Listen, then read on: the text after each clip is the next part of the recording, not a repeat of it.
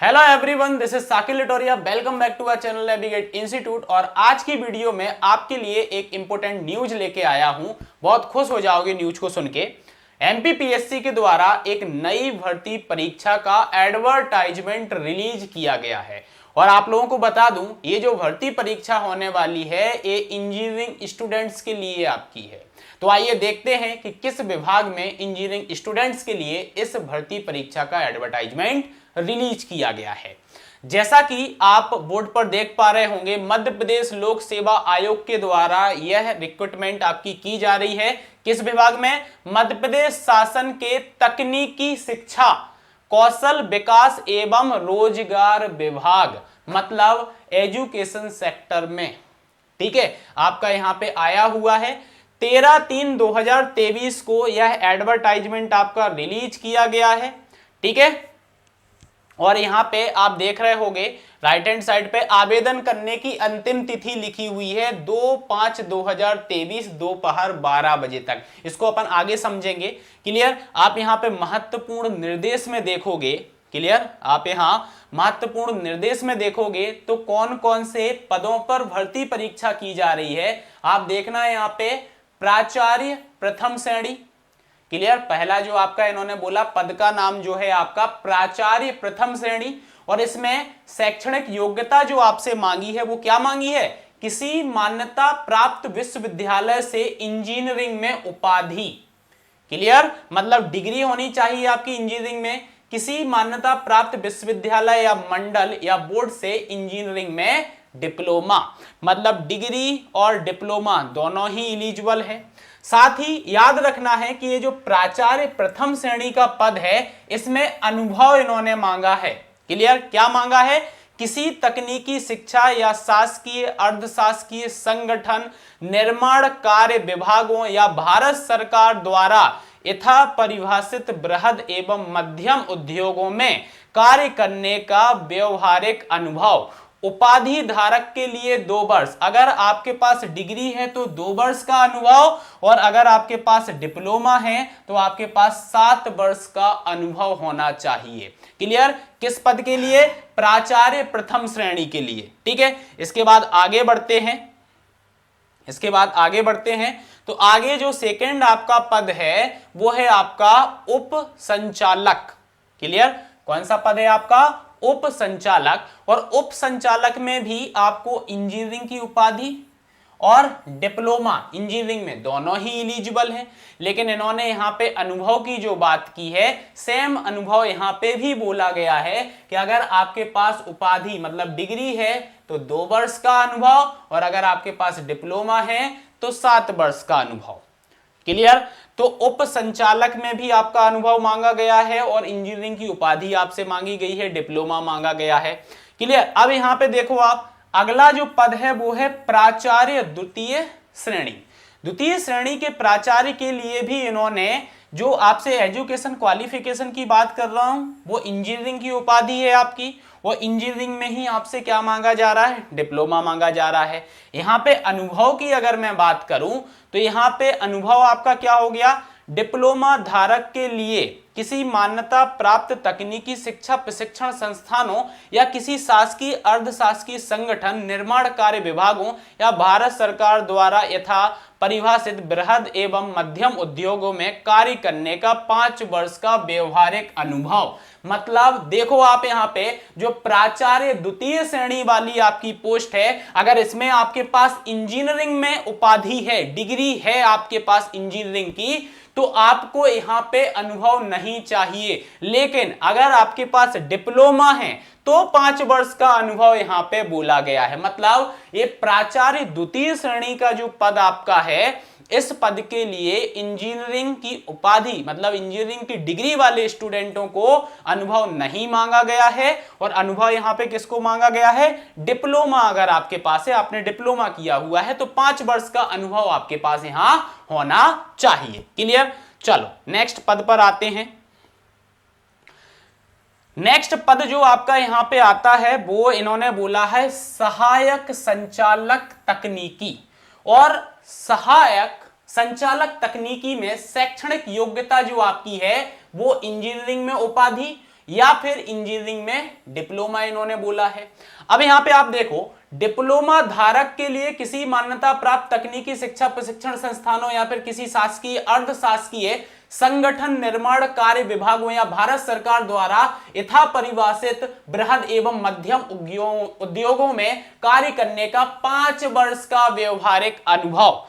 तो देखो, अगर आप इंजीनियरिंग स्टूडेंट हैं, अगर आपने डिग्री करके रखी हुई है, तो ये सहायक संचालक तकनीकी जो है इसमें भी आपसे अनुभव नहीं मांगा गया है। लेकिन अगर आपने डिप्लोमा किया है तो 5 वर्ष का अनुभव यहां पे मांगा गया है। मतलब स्टार्टिंग अगर आप देखो, यहां पे अगर आप स्टार्टिंग देखो तो यहां पर जो पहला पद है प्राचार्य प्रथम श्रेणी उप संचालक, इन दोनों में अनुभव मांगा गया है और सेम अनुभव मांगा गया है। अगर डिग्री है तो 2 वर्ष का, डिप्लोमा है तो 7 वर्ष का। लेकिन अगर आप ये लास्ट के 2 पद देखोगे तो इन दोनों पदों में इंजीनियरिंग की डिग्री वाले एस्पिरेंट को कोई भी अनुभव नहीं मांगा गया है, डिप्लोमा वालों से 5 वर्ष का अनुभव मांगा गया है। तो यहां पे दोनों को बेनिफिट है। अगर आपके पास एक्सपीरियंस है डिग्री वालों के पास तो आप ऊपर की 2 पोस्ट के लिए आप अप्लाई करो, अगर आपके पास नहीं है तो आप नीचे की 2 पोस्ट के लिए अप्लाई करो। लेकिन डिप्लोमा वालों के लिए भाई यहां पे कंपलसरी है कि आपको अनुभव होना चाहिए। क्लियर।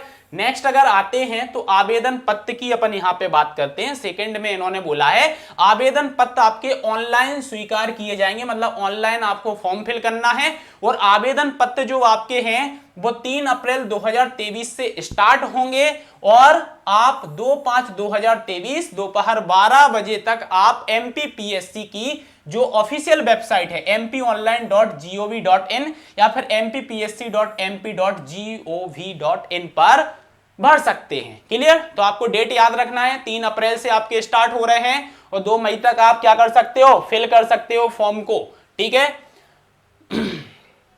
ये आपको याद रखना है। ये आपकी मैंने यहाँ पे डेट बता दी है कब से आपके ऑनलाइन फॉर्म यहाँ पे स्टार्ट हो रहे हैं। आयु की गणना जो होगी 1 जनवरी 2024 के संदर्भ में की जाएगी। क्लियर। आयु की गणना जो होगी 1 जनवरी 2024 के संदर्भ में की जाएगी, ये इन्होंने मेंशन यहाँ पे किया हुआ है। आयु की गणना हेतु वही जन्म तिथि मान्य होगी जो एस्पिरेंट रहेगा उसकी जो 10वीं हाई स्कूल की अंक सूची में अंकित होगी। क्लियर। क्लियर। तो याद रखना 10वीं की जो आपकी मार्कशीट होगी ना हाई स्कूल की, उसके अंदर जो आपका नाम लिखा हुआ है, उसके अंदर जो आपकी जन्म तिथि लिखी है, उसके अंदर जो पिता का नाम लिखा हुआ है वही आपको फॉर्म के अंदर फिल करना है। ऐसा नहीं आपने आधार कार्ड उठाया उससे आपने फिल कर दिया। इन्होंने साफ साफ मेंशन किया है कि आप जब ऑनलाइन आवेदन पत्र भरे ना तो 10वीं की जो हाई स्कूल की मार्कशीट है उसमें उल्लेखित नाम, पिता का नाम, जन्म तिथि का ही उल्लेख करें। ठीक है। और आप debit card, credit card, internet banking के द्वारा अपनी फीस को यहां पे कर सकते हो। क्लियर। अगर फॉर्म भरने के टाइम आपसे कोई गलती हो जाती है, क्लियर, किसी प्रकार की अगर गलती हो जाती है तो आप करेक्शन भी कर सकते हो। और करेक्शन आप कर सकते हो कब, 7/4/2023, मतलब 7 अप्रैल से आपकी करेक्शन की लिंक खुल जाएगी और 4 मई 2023 तक आप क्या कर सकते हो, करेक्शन कर सकते हो। क्लियर। कब से, 7 अप्रैल से 4 मई तक आप करेक्शन कर सकते हो। ठीक है, ये आपका हो गया। नेक्स्ट अगर ये पॉइंट की बात करूं तो ये तो उसी के संदर्भ में लिखा हुआ है। ठीक है, श्रेणी वगैरह यहां पे हो गया। शैक्षणिक अर्हता में मैंने जैसा आपको बताया है, शैक्षणिक अर्हता में क्या बोला है, इंजीनियरिंग में उपाधि एवं किसी भी मान्यता प्राप्त मंडल या बोर्ड के द्वारा डिप्लोमा होना चाहिए और अनुभव इसमें जो ऊपर लिखा हुआ है वो अनुभव आपसे माना गया है। लेकिन इन्होंने बोला है रोजगार पंजीयन, तो रोजगार पंजीयन में इन्होंने बोला माननीय उच्च न्यायालय मुख्य फील्ड जबलपुर में दायर याचिका क्रमांक में पारित अंतिम आदेश दिनांक के अनुपालन में अन्य प्रदेशों के अभ्यर्थी को रोजगार कार्यालय में पंजीयन से मुक्त रखा गया है। मतलब अदर स्टेट के कैंडिडेट यहाँ पे फॉर्म को फिल कर सकते हैं, उनको रोजगार पंजीयन की जरूरत नहीं है, इन्होंने इसमें मेंशन किया हुआ है। लेकिन मध्य प्रदेश के मूल निवासियों को जीवित रोजगार पंजीयन आवेदन करते समय आवश्यक नहीं होगा, किंतु ऐसे अभ्यर्थी को साक्षात्कार के समय मध्य प्रदेश के रोजगार कार्यालय का जीवित पंजीयन प्रमाण पत्र अनिवार्यता प्रस्तुत करना होगा। मतलब अगर आप मध्य प्रदेश के मूल निवासी हो तो फॉर्म भरते टाइम अगर आपके पास नहीं है तो कोई दिक्कत नहीं है। लेकिन जब आपका इंटरव्यू होगा तो इंटरव्यू के टाइम पे आपको वो रोजगार पंजीयन प्रस्तुत करना पड़ेगा, ये क्लियरली इन्होंने यहां पे मेंशन किया है। ठीक है, नेक्स्ट अपन आगे आते हैं। परीक्षा के केंद्र कहां कहां होंगे, कहां कहां आपका परीक्षा कंडक्ट की जाएगी। एग्जाम सेंटर की अगर मैं बात करूं तो इस विज्ञापन के अंतर्गत विज्ञापित पदों हेतु देखो आप यहां पे मेंशन है इंदौर, भोपाल, जबलपुर, ग्वालियर। क्लियर, ये 4 सिटी इन्होंने दी हैं। इंदौर, भोपाल, जबलपुर तथा ग्वालियर स्थित परीक्षा केंद्रों पर वस्तुनिष्ठ मतलब एमसीक्यू आपके प्रश्न यहां पे पूछे जाएंगे और क्लियरली मेंशन लिखा है देखो ओएमआर आधारित परीक्षा मतलब ऑफलाइन मोड में ही आपकी परीक्षा कंडक्ट की जाएगी। क्लियर, और यहां पे इंटरव्यू के लिए जो कैंडिडेट बुलाए जाएंगे तो इन्होंने बोला है परीक्षा में प्राप्त अंकों के गुणानुक्रम के आधार पर विभिन्न श्रेणियों हेतु 3 गुना तथा समान अंक प्राप्त करने वाले अभ्यर्थियों को साक्षात्कार हेतु आमंत्रित किया जाएगा। क्लियर, इन्होंने अभी परीक्षा योजना तथा पाठ्यक्रम, परीक्षा तिथि एवं प्रवेश पत्र उपलब्धता तिथि को यथा समय आयोग की वेबसाइट एमपीपीएससी पर प्रकाशित किया जाएगा। ये प्रकाशित नहीं किया है, ये प्रकाशित अभी करेंगे। लेकिन इस जो परीक्षा केंद्र और प्रश्न पत्र का जो फर्स्ट पॉइंट है इससे क्लियरली यहां पे मेंशन हो गया है कि आपका एक पेपर होगा, एक पेपर आपका होगा और ये जो पेपर आपका होगा ओएमआर बेस्ड आपका पेपर होगा और इस पेपर में आपके जो नंबर आएंगे उससे आपका डायरेक्ट इंटरव्यू होने वाला है। तो मतलब जो आपका असिस्टेंट इंजीनियर का एग्जाम पैटर्न है ना कि प्रीलिम्स का पेपर होगा उसके बाद आपको इंटरव्यू देना जाना होगा, मतलब कोई भी मेंस की परीक्षा यहाँ पर रिटन एग्जाम आपका नहीं होगा। क्लियर, तो आपका ओएमआर बेस्ड एक पेपर होगा और उसके बाद आपका इंटरव्यू होने वाला है। क्लियर, तो ये चीज आपको यहाँ पे ध्यान रखना है। ठीक है, परीक्षा के नियम वगैरह हैं तो ये आप लोग पढ़ लेना। ठीक है, ठीक है, और यहाँ पे ए पदों की संख्या की अगर मैं बात करूं तो यहाँ पे पदों की संख्या है, आप देख सकते हो, जैसे प्राचार्य प्रथम श्रेणी, मुख्य भाग, प्रावधिक भाग, मतलब वो 87% और जो 13% का यहाँ पे किया गया है एमपीपीएससी के द्वारा, तो ये मुख्य भाग 87% और प्रावधिक भाग 13% की बात की है। ठीक है, तो प्राचार्य प्रथम श्रेणी की अगर मैं बात करूं तो यहाँ पे आप पद देख सकते हो, जैसे यूआर कैटेगरी में 9, एससी में 4, एसटी में 6, ओबीसी में 8, ईडब्ल्यूएस में 2। रिक्तियों में से मध्य प्रदेश की मूल निवासी महिलाओं के लिए जो आरक्षित पद हैं 3, 1, 2, 3, 1, ये कैटेगरी वाइज हैं। अगर मैं टोटल की यहाँ पे बात करूं तो आप देख सकते हो कि भाई प्राचार्य प्रथम श्रेणी में टोटल आपके 29 पद हैं, जिसमें 25 पद जो हैं वो 87% में निकाले गए हैं और 13% में कितने पद हैं, 4 पद हैं। और जो प्राचार्य प्रथम श्रेणी के आपका वेतन रहने वाला है, आप देख सकते हो यहाँ पे वेतन 67,300 से आपका कितना जा रहा है, 2,06,900। भाई बहुत सैलरी है, पढ़ाई करना चालू कर दो। ठीक है,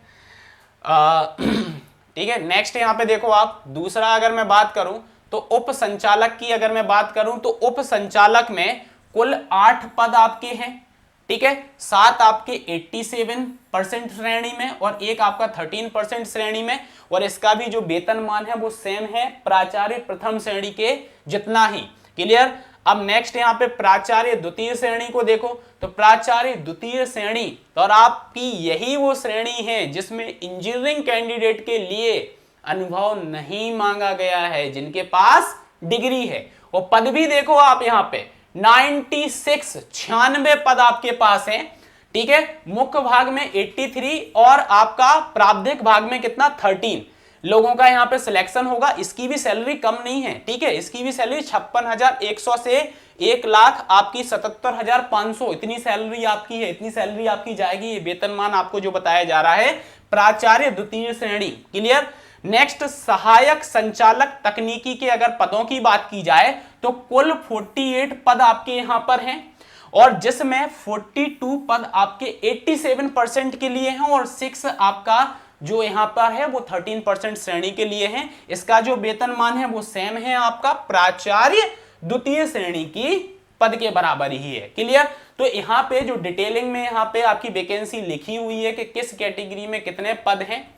क्लियर, तो पद यहाँ पे काफी आए हुए हैं। क्लियर, आप फॉर्म को फिल करें और तैयारी चालू कर दें। अभी परीक्षा का पाठ्यक्रम वगैरह इन्होंने रिलीज नहीं किया है, क्लियर। जैसे ही यहाँ पे परीक्षा का पाठ्यक्रम आएगा मैं आपको अपडेट कर दूंगा, क्लियर। यहाँ पे पद का विवरण और यहाँ पे इन्होंने बोला है कि एजुकेशन क्वालिफिकेशन आपके पास क्या होना चाहिए, अनुभव क्या होना चाहिए, वो आपका कर्तव्य क्या होगा, आपकी श्रेणी क्या होगी, आपका वेतनमान क्या होगा, क्लियर।